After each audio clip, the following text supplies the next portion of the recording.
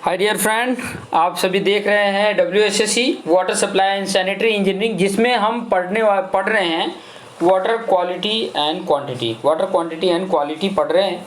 और उसमें मैंने आपको बताया था कि फिजिकल पैरामीटर में कुछ पॉइंट बताया था, जिसमें अभी टर्बिडिटी से रिलेटेड बताया था कि ये मेथड, इसके पहले वाला कि ये टर्बिडिटी रॉड से टर्बिडिटी मेजर किया जाता है, जैक्सन टर्बिडिटी मीटर है, बैलिज टर्बिडिटी मीटर है और नेफ्लोमीटर है।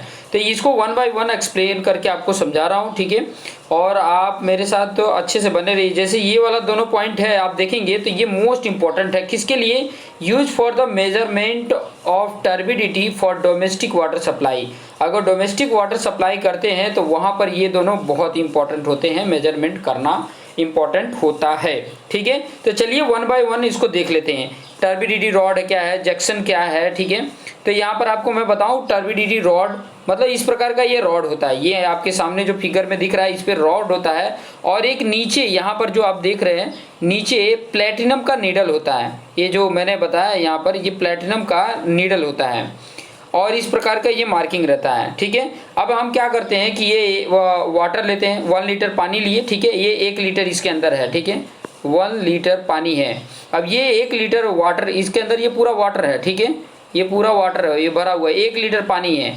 अब इस 1 लीटर पानी में हम क्या करते हैं कि इसको ये जो जिसमें रखे रहते हैं, ये भी ट्रांसपेरेंट रहेगा, ठीक है, और ट्रांसपेरेंट रहेगा। और धीरे धीरे हम क्या करेंगे, ये जो रॉड है उसको अंदर की तरफ, यहाँ मार्किंग भी देखेंगे ना, तो ऊपर की तरफ ये 0 से लेके नीचे की तरफ ये मार्क है, ठीक है, नीचे की तरफ ये मार्क है, आपको दिख रहा है।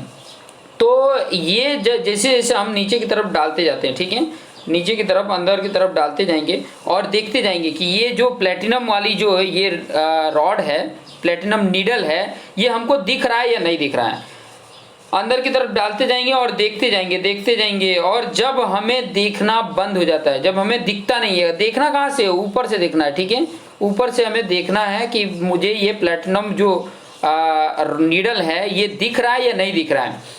जहाँ पर ये दिखना बंद कर देता हूँ वहाँ पे स्टॉप कर देते, जैसे ये 10 मार्किंग पर ये दिखना बंद हो जा रहा है, तो ये 10 यूनिट जो बताएगा ये उसकी टर्बिडिटी यूनिट बताएगा, ठीक है। जैसे यहाँ पे बता सकते हैं, turbidity rod inserted in water slowly until platinum rod has not seen, ठीक है, जब तक ना दिखे तब तक उसको स्लोली। अब जैसे यहाँ पे टर्बिडिटी कितना है, 10 यूनिट आया। अब टर्बिडिटी ये 10 यूनिट का मतलब क्या होता है, जैसे यहाँ पे समझिए कि 1 मिलीग्राम फाइनली डिवाइडेड सिलिका, ठीक है, 1 milligram finely divided silica in 1 litre distilled water produce 1 unit of turbidity, ठीक है। इसका 10 आया है तो इसका 10 यूनिट हुआ, मतलब 1 लीटर पानी में कितने मिलीग्राम है, 10 मिलीग्राम तक इसमें, 10 मिलीग्राम तक इसमें क्या है, कुछ पार्टिकल्स हैं जिसकी वजह से वो नहीं दिख रहा था, इसलिए इसका यूनिट आ गया 10 यूनिट, ठीक है। जैक्सन टर्बिडिटी मीटर देख लीजिए। तो जैक्सन टर्बिडिटी मीटर क्या होता है, इस प्रकार का ये स्टैंड बना रहता है, ये स्टैंड है, ठीक है, और इसके ऊपर ये एक प्रकार का मेटालिक चीज़ रहता है, ठीक है, मेटालिक बोला जाए तो मेटालिक सिलेंड्रिकल शेप में रहता है और उसमें हमने वाटर को फिल करते हैं, ठीक है। अब उसके बाद से क्या करते हैं, धीरे धीरे वाटर को हम इसके अंदर कंटेनर के अंदर डालते जाएंगे और हमें ये जो फ्लेम है, जो नीचे ये कैंडल का ये जो फ्लेम जल रहा है, ये ऊपर से हमें देखना है, ठीक है, कि कैंडल का फ्लेम हमें दिख रहा है या नहीं दिख रहा है। जब ये कैंडल का फ्लेम दिखना बंद हो जाए वहाँ पर ये वाटर स्टॉप कर देते हैं और यहाँ से ये रीडिंग नोट डाउन कर लेते हैं। यहाँ पर देखिए ये रीडिंग साइड में बताएगा। हम क्या करेंगे, ये वाला जो मेजरमेंट है इसके अंदर हम क्या करेंगे, धीरे धीरे वाटर डालेंगे और ये फ्लेम को देखेंगे ऊपर से जब देखेंगे तो ये जो लाइट का फ्लेम है, ये जो लाइट का फ्लेम है, ये मेरा ये जो लाइट का फ्लेम है ये दिख रहा है या नहीं दिख रहा है। ऊपर से यहाँ से मैं देख रहा हूँ तो ये मुझे ये लाइट का फ्लेम दिख रहा है कि नहीं दिख रहा है। और जितने वाटर के लेवल पे मुझे दिखना बंद हो जाता है तो वो क्या हो जाता है, वही मतलब इसका रीडिंग हो जाता है, जिसको JTU से इंडिकेट करते हैं। JTU जैसे यहाँ पर देख सकते हैं point, it is laboratory method, यहाँ जो पॉइंट लिखा है इट इज़ लेबोरेटरी मेथड, ये लेबोरेटरी मेथड है। It is use to measure when turbidity is greater than 50 unit, ठीक है। ये कब यूज किया जाता है, जब इसका जो टर्बिडिटी होती है वो 50 यूनिट से ज़्यादा होगा किसी भी वाटर का, तभी ये मतलब मेथड यूज करते हैं। A light path of 21.5 cm corresponding to 100 JTU, while light path of 10.8 cm corresponding to 200 JTU। कहने का मतलब ये है कि देखो 21.5 था तो उस टाइम पे 100 कॉरेस्पॉन्डिंग उतना आ रहा था, ठीक है, और जब 10 हुआ मतलब कम हुआ साइज, तो इसका मतलब उसका 200 JTU जितना उसका रीडिंग आया। 1 JTU इक्वल टू 1 मिलीग्राम पर लीटर, 1 लीटर में 1 मिलीग्राम जितना उसमें सस्पेंडेड पार्टिकल्स है, जिसकी वजह से ये टर्बिडिटी प्रॉब्लम होती है। ये चीज़ें आपको आइडिया मिल गया। अब नेफ्लोमीटर और बैलीज वाला एक साथ समझ लीजिए। जैसे कि हमने वाटर लिया, यहाँ पर ये आपके सामने दिख रहा है, इसके अंदर वाटर लिया और उसके बाद हम क्या करते हैं कि यहाँ से ना करंट फ्लो कराते हैं, ठीक है, मतलब लाइट फ्लो कराते हैं, ठीक है। अब जब ये फ्लो कराया जाएगा तो जब मतलब अगर ये 90 डिग्री पे इधर इस तरफ करंट फ्लो हो जाता है, ठीक है, तो यहाँ पर ये जो लगा हुआ है यहाँ पर ये मूव करेगा, ठीक है, मूव कर रहा है मतलब 90 डिग्री इसका आ रहा है, और सीधे अगर निकल जा रहा है तो यहाँ पर मूव करता हुआ दिखाएगा। ये जो नीडल इसके अंदर है ये मूव करेगा, ठीक है, ये सर्किट जो बना हुआ है ये मूव करेगा। जैसे कि बहुत सारे ऐसे सर्किट होते हैं जिसके अंदर ये पार्ट रहता है, जो नीडल रहता है ये मूव करेगा, मूव कर रहा है मतलब इस तरफ आ रहा है, करंट इस तरफ आ रहा है, तो ये जो इस तरफ आ जाता है, इस तरफ जो आ जाता है तो ये बैलिश टर्बिडिटी बता देता है। अगर इस तरफ आ जाता है तो ये बैलिश टर्बिडिटी बता देता है,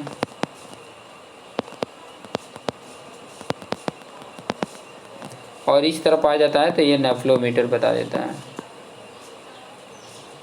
ठीक है, मतलब स्कैटर हो गया, स्कैटरिंग प्रिंसिपल भी बोला जाता है। तो ये चीज़ें आपको तो आइडिया मिल ही गया होगा, ठीक है। कुछ और पॉइंट है, जैसे here turbidity is express in NTU, nephelometer turbidity unit होता है। अब इसका मतलब क्या हुआ, NTU का मतलब कि 1 milligram finely divided formazine in 1 litre distil water है, 1 लीटर है, ठीक है, 1 litre distil water equal to 1 NTU nephelometer turbidity unit ये होता है। इसका एक्सेप्टेबल लिमिट क्या है, acceptable limit of turbidity for drinking water is 1 NTU, 1 NTU होता है इसका एक्सेप्टेबल लिमिट जो है पीने योग्य पानी के लिए 1 NTU है। और causes for rejection 10 NTU, 10 NTU से ज़्यादा हुआ तो उसको क्या कर देंगे, रिजेक्ट कर देंगे। तो ये चीज़ें ध्यान में रखेंगे। नेक्स्ट पॉइंट की बात करूँ, अभी कलर वाला पॉइंट आ गया। पहला हमने देखो, पहला मैंने आपको बताया था सस्पेंडेड सॉलिड, ठीक है, दूसरा मैंने बताया टर्बिडिटी, और तीसरा है आपका कलर, ठीक है। तो कलर से रिलेटेड हम देख लेते हैं, कलर से रिलेटेड क्या क्या इंपॉर्टेंट पॉइंट है वो बता देता हूँ मैं। तो कलर की अगर मैं बात करूँ कि अगर आपका जो वाटर है अगर वो प्योर होगा तो कलरलेस होगा, ठीक है, अगर pure water is colourless but the presence of suspended solid, उसके अंदर सस्पेंडेड सॉलिड आ जाए, give apparent colour to the water, while dissolved solid may impart true color to water, ठीक है, मतलब वो क्या कर देता है, ट्रू कलर से दूर कर देता है वाटर को, मतलब दूसरा ही कलर आ जाता है जब उसके अंदर कोई भी सॉलिड डिसॉल्व हो जाता है। अब कलर की अगर मैं बात करूँ तो कलर प्रोड्यूसिंग कंपाउंड कौन कौन से हैं, जैसे कि ह्यूमिक एसिड है, वो किस कलर कर देता है, येलो ब्राउन कलर कर देता है, येलोइश ब्राउन कलर कर देता है। Acid produce by organic part of solid, फिर आयरन ऑक्साइड होगा तो रेडिश कलर कर देगा, और मैग्नीज ऑक्साइड उसके अंदर है तो ब्राउन या ब्लैकिश कलर हो जाएगा। अब ये चीज़ें देखेंगे कि अगर मान लीजिए कि वो कलर है, ठीक है, तो एक तो पहले तो देखने में ही वो ख़राब लगेगा, एस्थेटिक नॉट प्लीजिंग, देखने में ही अच्छा नहीं रहेगा, जिसके कारण हम उसको नहीं पी सकते हैं। तो कलर भी कलरलेस होगा तो फिर बाद में बाकी सब हम मेजरमेंट कर सकते हैं, देख सकते हैं ये कलरलेस है मतलब ये वाटर ठीक है, इसका कोई कलर नहीं है। और इसकी वजह से अगर कैंसर प्रोड्यूस होता है, कैंसर हो जाता है, कैंसर प्रोड्यूसिंग भी एक प्रकार का है, तो ये भी बहुत मायने रखता है कि इसको ध्यान से देखा जाए, ठीक है। इसका जो मेजर कलर का मेजर किया जाता है बाई टिंटोमीटर से किया जाता है, इसका जो मेजर किया जाता है बाई टिंटोमीटर, और कलर एक्सप्रेस इन TCU, जो कलर एक्सप्रेस करता है वो TCU में आता है, ट्रू कलर यूनिट, जिसको हेजन यूनिट भी बोला जाता है। ठीक है, इसको हेजन यूनिट भी बोला जाता है। तो ये कुछ पॉइंट्स थे जो जानने योग्य थे। अब जो ये TCU में मेजरमेंट किया जाता है, ट्रू कलर यूनिट में मेजरमेंट किया जाता है हेजन का, तो वो क्या होता है कि 1 milligram of platinum in the form of chloroplatinate ions in 1 litre distilled water is called as 1 TCU। मतलब 1 लीटर डिस्टिल्ड वाटर में 1 मिलीग्राम प्लैटिनम का फॉर्म ऑफ क्लोरोप्लैटिनम आयंस आ जाते हैं, तो उसको बोला जाता है 1 TCU। ठीक है, अब परमिसिबल कितना होता है? परमिसिबल की बात करें तो 5 TCU फॉर ड्रिंकिंग वाटर के लिए, और रिजेक्शन के लिए 25 TCU। 25 TCU उससे ज़्यादा होता है तो रिजेक्ट कर दिया जाता है। तो ये इम्पॉर्टेंट पॉइंट है, बहुत ही इम्पॉर्टेंट है, जानने योग्य इम्पॉर्टेंट पॉइंट था। अब टेस्ट एंड ऑर्डर की बात कर लेते हैं। टेस्ट मतलब टेस्ट की बात करें, ऑर्डर की बात करें, इसका मतलब क्या हुआ? तो अगर टेस्ट की मैं बात करूं तो टेस्ट मतलब क्या होता है? स्वाद होता है, चखना जीभ से। ठीक है, और ऑर्डर मतलब स्मेल, और स्मेल मतलब गंध। ठीक है, गंध ये होता है।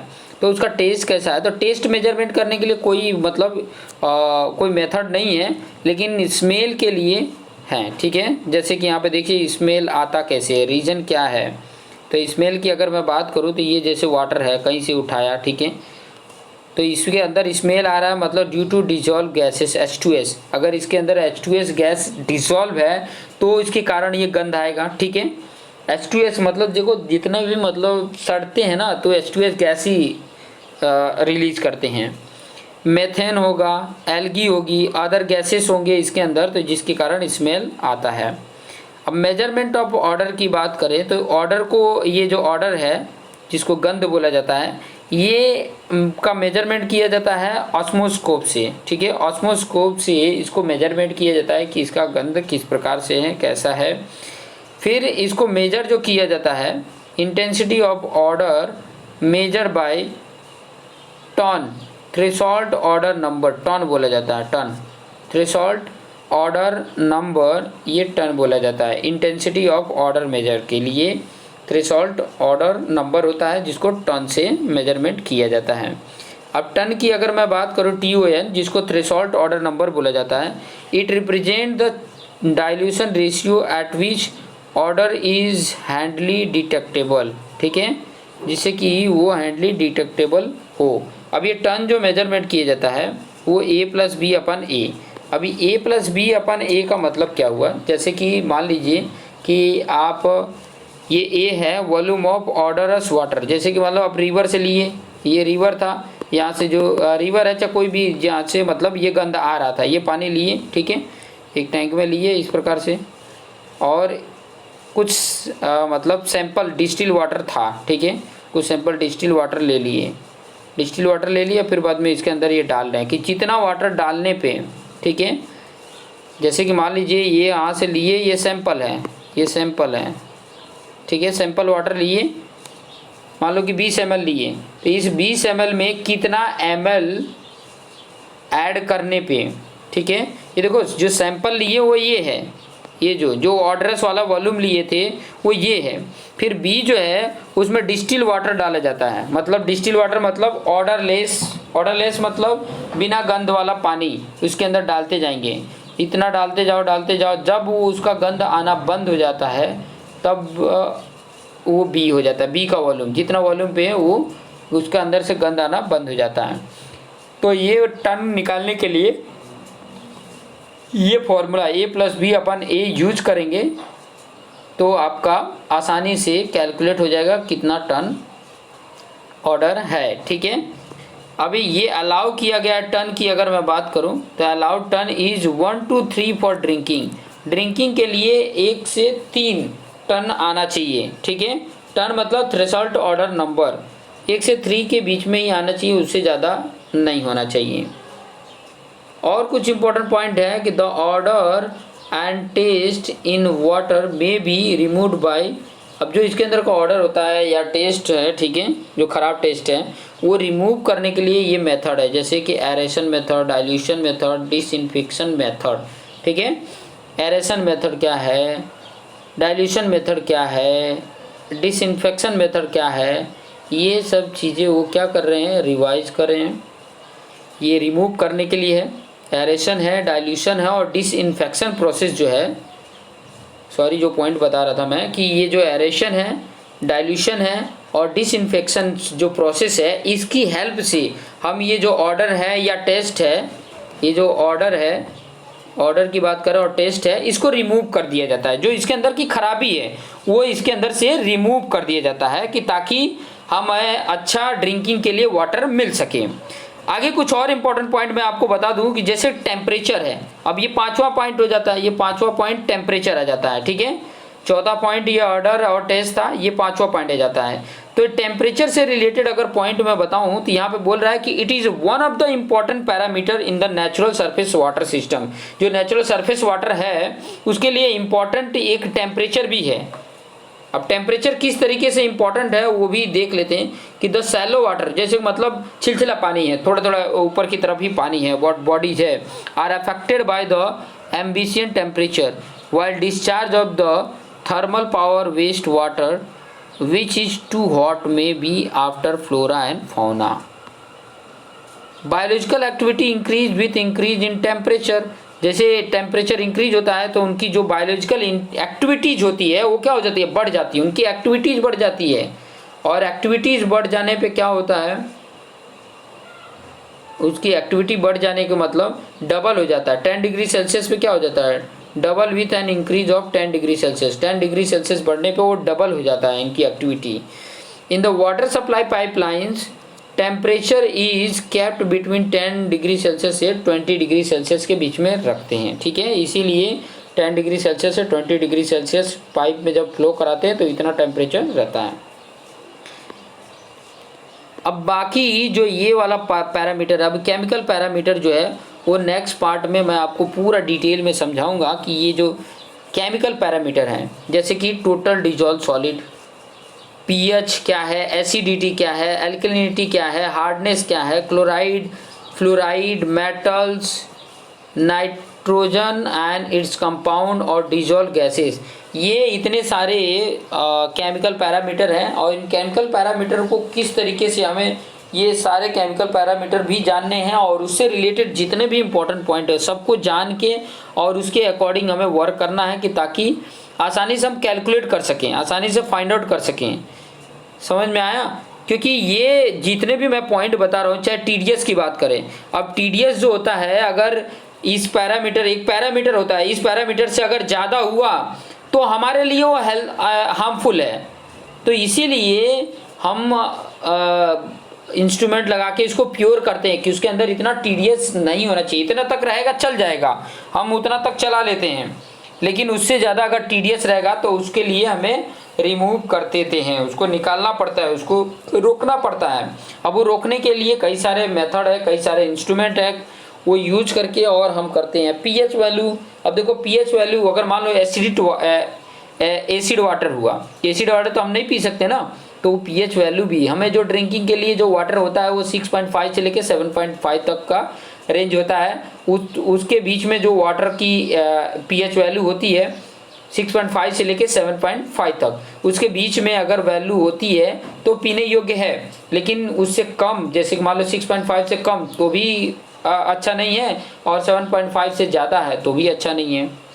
तो ये भी पॉइंट है। फिर एसिडिटी क्या है, एल्कलिनिटी क्या है, हार्डनेस, क्लोराइड की कितने पैरामीटर होने चाहिए, फ्लोराइड उसमें कितना कंटेंट होना चाहिए।